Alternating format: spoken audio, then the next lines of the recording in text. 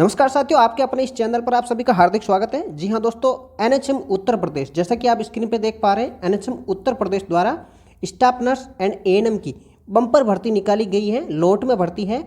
भर्ती संबंधी पूरी जानकारी आपको इस वीडियो में बताई जाएगी। क्या पद है, टोटल पोस्ट कितनी है, उसमें एलिजिबिलिटी क्या रहेगी, आयु सीमा क्या है, उसमें चयन कैसे होगा और आपका सैलरी क्या रहने वाली, ये सारी चीज़ें आपको इस वीडियो के अंदर बताई जाएगी। चलिए दोस्तों, शुरुआत करते हैं इस वीडियो की। स्टाफ नर्स एंड एएनएम की ये भर्ती है। इसके साथ साथ में लैब टेक्नीशियन एंड फार्मासिस्ट की भी ये भर्ती है। ये नोटिफिकेशन 2022 का है, जो कि एनएचएम यूपी द्वारा जारी किया गया है। ठीक है दोस्तों, जानते हैं इस बारे में। ये जो रिक्वायरमेंट है वो एनएचएम यूपी द्वारा जारी की गई है। नंबर ऑफ पोस्ट क्या रहने वाली है आपकी इसमें? स्टाफ नर्स की है 7,924 पोस्ट। बहुत खूब सारी पोस्ट है दोस्तों, ये लोट में पोस्ट है। इसके साथ में एएनएम की 5,699 पोस्ट है। आप ये फॉर्म है वो ऑफिशियली वेबसाइट upnrhm.government.in पे ऑफिशियली भर सकते हैं। एप्लीकेशन का मोड क्या रहेगा? ऑनलाइन मोड रहेगा। इसके साथ ही ये जो एडवर्टाइजमेंट की डेट है वो यानी कि कल 26 नवंबर को जारी हुई थी। डेट ऑफ एप्लीकेशन इसकी 27 नवंबर यानी आज ही के दिन से फॉर्म स्टार्ट हो चुके हैं। आप ऑफिशियली वेबसाइट पर जाकर अपना फॉर्म फिलअप कर सकते हैं। इसकी लास्ट डेट क्या रहने वाली है? लास्ट डेट है 12 दिसंबर 2022, यानी कि अगला महीना ही 12 दिसंबर। एग्ज़ाम की डेट है वो अभी डिक्लेयर नहीं की है, लेकिन आप इस चैनल को लाइक सब्सक्राइब करें और बेल आइकन को प्रेस करके रखें। जल्द ही इसी चैनल पर आपको ये भी इन्फॉर्मेशन दे दी जाएगी। ठीक है दोस्तों, अब ये जो भर्ती है, इस भर्ती के लिए एजुकेशन क्वालिफिकेशन क्या रहने वाली है? एजुकेशन जो आपके पास में क्वालिफिकेशन नर्सिंग वाले स्टूडेंट है तो उनके पास में, सबके पास में लगभग ये एजुकेशन क्वालिफिकेशन होती हैं। तो स्टाफ नर्स के लिए एजुकेशन क्वालिफिकेशन तो आपको पता ही है कि जीएनएम होना चाहिए, या बीएससी नर्सिंग हो, या पोस्ट बेसिक बीएससी नर्सिंग हो। और जो एएनएम है उसके लिए सर्टिफाइड एएनएम डिप्लोमा होना चाहिए। इसके साथ ही दोस्तों ये केवल और केवल यूपी वाले स्टूडेंट के लिए है। रजिस्टर्ड होना चाहिए आपका यूपी नर्सिंग काउंसलिंग में फॉर्म भरते टाइम। ठीक है दोस्तों, इसके साथ ही आपकी एप्लीकेशन की फ़ीस, किसी भी प्रकार की कोई फीस नहीं है। नो फीस नो चार्ज, एकदम फ्री फॉर्म ये भर सकते हैं, आप फिलअप कर सकते हैं, कोई दिक्कत नहीं है। ठीक है दोस्तों, इसके साथ ही आपकी सैलरी क्या रहने वाली है? अब अलग अलग प्रोग्राम के अंदर अलग अलग पोस्ट दी हुई है। पोस्ट का नाम तो स्टाफ नर्स ही है, और दूसरी है वो अलग अलग प्रोग्राम के अंदर अलग अलग सैलरी की भी आपको मिलने वाली है। तो जैसे एक प्रोग्राम है NUHM, उसके अंदर जो स्टाफ नर्स की पोस्ट है उसकी सैलरी रहने वाली है 19,101। ये 101 पता नहीं कैसे रखा है, कोई शगुन के तौर पे दे रहे पता नहीं। ये नर्सिंग वालों को 19,101 सैलरी मिलने वाली, जो NUHM डिपार्टमेंट में यानी इस प्रोग्राम में लगने वाले उनको। एएनएम की सैलरी रहेगी 10,915। जो DHS प्रोग्राम में रहने वाले उनकी स्टाफ नर्स की 20,063 रुपये। और जो इसी प्रोग्राम के अंदर HDU उस यूनिट के अंदर जो काम करेंगे उसको 30,000 रुपये। जो ट्रॉमा सेंटर में काम करेंगे उनको 18,190 रुपये। जो मैटरनल हेल्थ प्रोग्राम के अंदर यानी लेबर वार्ड में जो काम करेंगे उनको 30,000 रुपये सैलरी मिलेगी। और इसी मैटरनल हेल्थ के जो एएनएम जो पोस्ट रहेगी उसकी 12,128 सैलरी रहेगी। और जो कम्युनिटी प्रोसेस के अंदर स्टाफ नर्स काम करेगी उनकी 20,500 रुपये।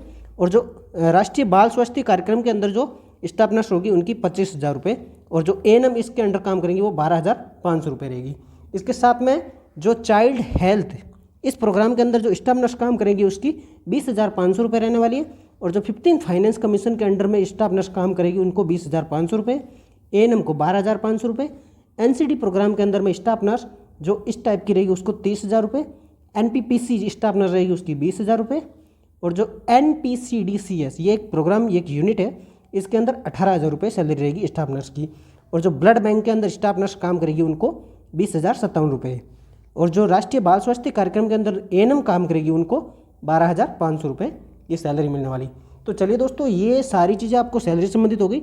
अब इस फॉर्म में आपको आपकी जो एज क्राइटेरिया क्या होना चाहिए, वो है कम से कम आपकी 18 साल होनी चाहिए और अधिकतम 40 साल। लेकिन इसके साथ में यूपी गवर्नमेंट ने एज रिलैक्सेशन भी दे रखा है। अपर एज में 3 साल का रिलैक्सेशन ओबीसी जो नॉन क्रीमी लेयर होने वाले उनको, और 5 साल का SC ST को। इसके साथ में जो पर्सन फिजिकल हैंडीकैप्ड है उनको अपनी कैटेगरी का बाहर, प्लस जो अगर जनरल कैटेगरी का है तो उनको 10 साल की छूट मिलेगी। ओबीसी नॉन क्रीमी लेयर का है तो उनको 13 साल यानी कि 40 और 13 53 साल तक ये फॉर्म भर सकते हैं। और जनरल कैटेगरी 40 + 10 50 साल तक का। और SC ST के कैंडिडेट 40 + 15 55 साल तक। ये एज लिमिट रहने वाली है। इसके साथ ही सिलेक्शन का प्रोसेस क्या रहेगा? सिलेक्शन का प्रोसेस ये है कि सबसे पहले आपका रिटर्न मोड होगा, एग्ज़ाम CBT मोड होगा वो भी, और उसके बाद में आपको क्वालिफाई करना होगा उस एग्ज़ाम को। फिर आपका डॉक्यूमेंट वेरिफिकेशन होगा। डॉक्यूमेंट वेरिफिकेशन में दोस्तों जितनी आपकी पोस्ट है उस पोस्ट का 3 गुना आपको डॉक्यूमेंट वेरिफिकेशन के लिए बुलाया जाएगा। उसके बाद में आपकी डायरेक्ट ज्वाइनिंग रहेगी। उसके बाद में आपका ये जो एग्ज़ाम होने वाला है CBT मोड, उस CBT मोड एग्ज़ाम के लिए सिलेबस क्या रहने वाला?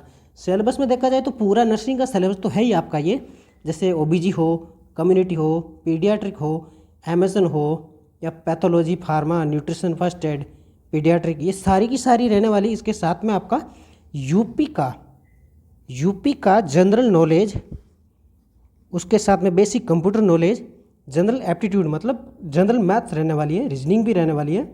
ठीक है, ये ANM के साथ में ये वाला पोर्शन है वो ANM का नहीं रहेगा। बाकी जनरल जो प्रोसेस है वो नर्सिंग का पूरा रहेगा, लेकिन ANM के लिए केवल बेसिक नर्सिंग रहेगी।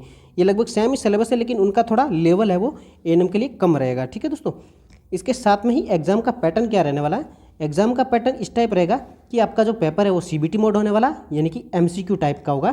टोटल नंबर आपके क्वेश्चंस के जो रहेंगे 100 रहेंगे, और 100 नंबर का ही ये आपका पेपर रहेगा। ठीक है, टोटल 2 घंटों का आपको टाइम मिलेगा और नेगेटिव मार्किंग नहीं रहेगी। ये बहुत बड़ा आपके लिए प्लस पॉइंट है, लेकिन ध्यान रखना होगा कम से कम इस एग्ज़ाम को क्वालिफाई करना बहुत ज़रूरी है। क्वालिफाई करेंगे तभी आपका आगे प्रोसेस हो पाएगा। ठीक है दोस्तों, अब आपका मिनिमम क्वालिफाइंग मार्क्स कितने रहने वाले हैं? अब आप एग्ज़ाम तो दे रहे हो, लेकिन जो जनरल और EWS कैटेगरी के कैंडिडेट हैं उनको 100 में से कम 33 यानी कि 33% नंबर लाने होंगे, तब वो क्वालिफाई हो पाएंगे। और अगर OBC के नॉन क्रीमी लेयर कैंडिडेट हैं तो उनको 100 में से 30 नंबर लाने होंगे। SC ST या पर्सन विथ डिसेबिलिटी वाले को 24 नंबर लाने पड़ेंगे, तब वो जाकर क्वालिफाइंग हो पाएंगे। इसी के साथ में इतना ही नहीं दोस्तों, जो कैंडिडेट कोविड में वहाँ पर टेम्परेरी या कॉन्ट्रेक्चुअल काम कर रहे थे पब्लिक हेल्थ फैसिलिटी के अंदर, मतलब कोविड के थ्रू अपनी ड्यूटी दे रहे थे जो यूपी में, ये गवर्नमेंट वाले, प्राइवेट वाले नहीं दोस्तों, ठीक है, उनको भी बोनस अंक मिलने वाला है। बोनस अंक बोले तो 5% नंबर मिलेंगे अगर किसी ने 6 महीने तक कोविड में वहाँ पर कम्युलेटिव ड्यूटी दी हो तो। 10% मार्क्स मिलने वाले हैं, यानी कि 1 साल तक ड्यूटी की हो उनको, और 15% नंबर है वो उनको 6 महीने, 1 साल एंड 6 महीने, यानी कि 1.5 साल तक काम किया उनको 15 नंबर मिलने वाले हैं। ये बहुत बड़ा फ़ायदा है जिन्होंने कोविड के अंदर अपनी ड्यूटी निभाई थी वहाँ पर, बोनस मार्क्स का। इसी के साथ में आप फॉर्म भरने से पहले जो कमेंट बॉक्स में मैं एक लिंक दे दूंगा, आपका जो ऑफिशियल नोटिफिकेशन आएगा था उसकी आपको PDF मिल जाएगी, या फिर आप हमारे टेलीग्राम चैनल पर जाकर भी PDF प्राप्त कर सकते हैं। फिर वहाँ से PDF को प्राप्त करके आप पूरे उस PDF फॉर्मेट को पढ़ना है, उसके बाद ही फॉर्म भरना, ताकि किसी प्रकार का कोई संशय ना रहे। हालांकि मैंने पूरी जानकारी आपको इस वीडियो के अंदर दे दी है, फिर भी आप एक बार अपनी कंफर्मेशन के लिए ये ज़रूर कीजिएगा। ठीक है, आप हमें सपोर्ट ज़रूर करें, आप हमारा जो चैनल है इसको सब्सक्राइब करें और बेल आइकन को प्रेस कर दीजिए, और वीडियो आपको अच्छा लगा हो तो आप लाइक करें और शेयर करें, और किसी प्रकार का कोई डाउट हो या कन्फ्यूजन हो तो आप मुझे कमेंट जरूर करके। ठीक है, तो दोस्तों बहुत बड़ी वैकेंसी है, आप अपनी तैयारी को मजबूत कीजिए और अपने सपनों को उड़ान दीजिए। मिलते हैं अगले वीडियो में, तब तक के लिए जय हिंद, जय भारत।